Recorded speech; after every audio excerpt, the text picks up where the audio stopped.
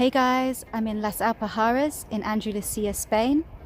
It's a historical and natural place that's attracted free-spirited creators from all over Europe. Today, I'm really excited because I'm going to be checking out an upcycled house built by a British couple. They live in an unintentional community where people can own their own piece of land and do whatever they want whilst respecting others.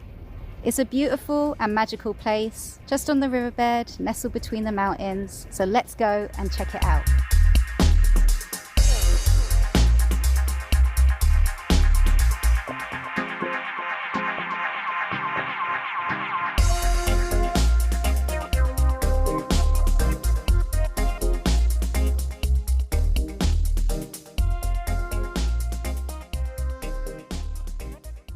The house is made of 3 trucks. So you've got this, which is a Mercedes long wheelbase camper van, like from probably the 1970s, 80s or something. Then Vanessa's bedroom is a horse box lorry, and there's mine, which was an aluminium Mercedes box.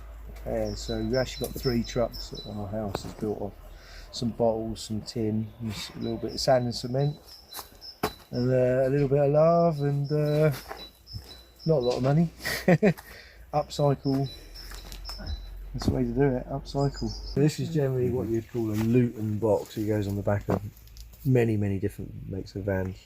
You've got that, which was a horse box. And then you've got the camper van that's the very first part of the building. And the rest is just tin and stone and cement and rubbish. Well, you got some solar up there, haven't you? Yeah, 3 panels, yeah, 325 watt panels, something like that. Yeah, it's nicely, we're totally off grid. What about your water source? Water source is a river, and there's a spring, a 5-minute walk up there. There's a spring that runs 6 months of the year. So yeah, spring water, can't beat it. Was the window always part of it, or did No, Woods made the window and the doors. They weren't there either. And actually the outside now we've clad, because the original mahogany, which shows on the inside, there were like big holes, because it was made for a horse, not to live in. There were like big holes, so it was quite drafty, my room, for really a lot of years, because the wind just would go straight through it. So Woods has clad it and stained it. So it's actually a really cosy space in there now. And I love, this is a new thing, well, relatively new. I really love this. How sexy is that? That is like such a sexy desk. I just absolutely love my desk. It's really cool. How long have you been living then in this building? Well, it started just as a little truck at the back 13 years ago. So, and I lived with my 3 kids in that tiny space at the back. It's actually only got big since there's only been 2 of us, or 1 of us. So, yeah, it's much posher than it used to be. This is where I lived with my kids, my 3 boys. We lived just in this little van for probably the first 5 years. And if you come around the front, you can actually see the van just here. So it's a classic old. And this was one of the things that got left behind after the Dragon Festival one year, was this van. The Dragon Festival was a famous free party celebrating various alternative cultures and includes live music and theatre. It was held on the spring equinox in March, right here in Los Cigarrones community. It began in 1997 after a huge flood enlarged the river basin, making it an ideal party site. A flag with a jolly dragon was raised and 100 people attended. By 2001, over 10,000 new age ravers flocked to this site. Although many local businesses were enjoying the benefits of so many new customers, the local authorities took a different stance.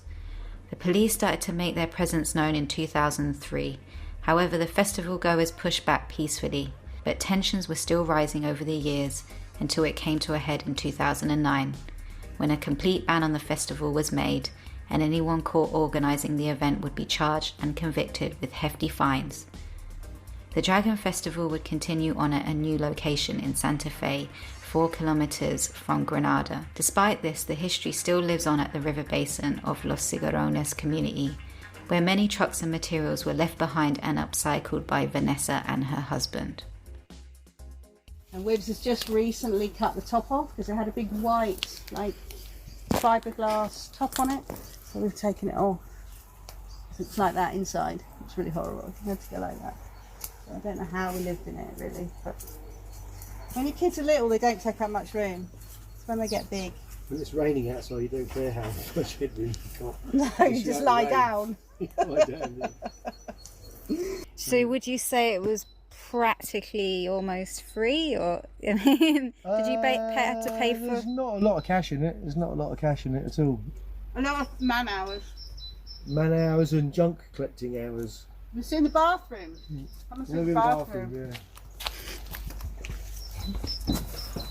That's a work in progress, by the way. Well, yeah, also our library seems to be a work in progress. At some point in time, we'll finish it all. I'm actually looking at its best right now, but it works really, really well because we have a. Look inside the best. This is a great big bath, which is big enough for both of us, which is really cool. So you fill this one up and heat it up.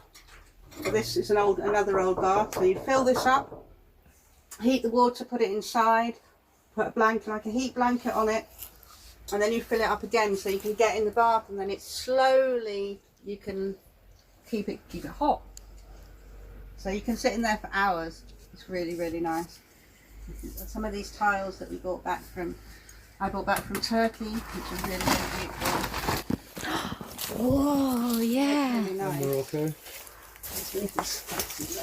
Look at his bed. You've got to catch the camel on a Vespa tile we got from Morocco, because I'm into my scooters, but there was a guy making it. Here you go. It wasn't like, can you make me? He already had that. I was like, yeah.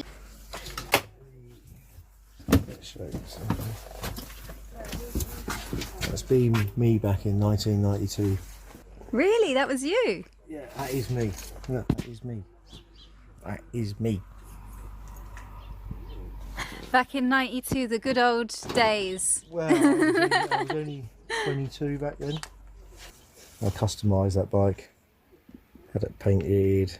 This whole sort of Vietnam theme, but it was actually about a psychobilly band from Western Supermare who pretended they had been in Vietnam. And yeah, anyway, it was good and fun.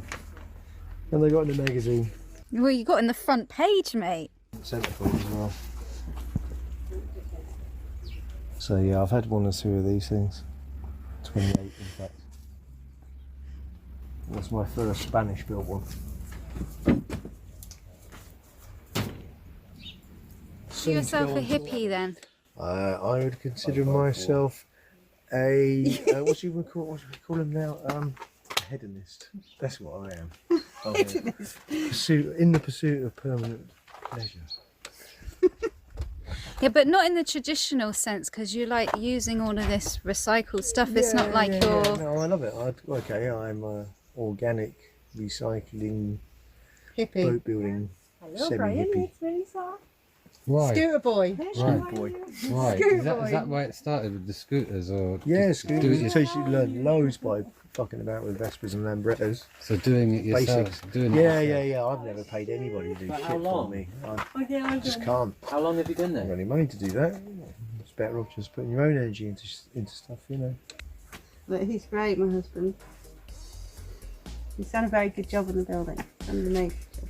I thought I'd done a good job on you. He builds boats. If anyone wants a boat build, he'd actually really prefer to build a boat, wouldn't he? Yeah, that'd be quite nice. That would be quite nice, poor man.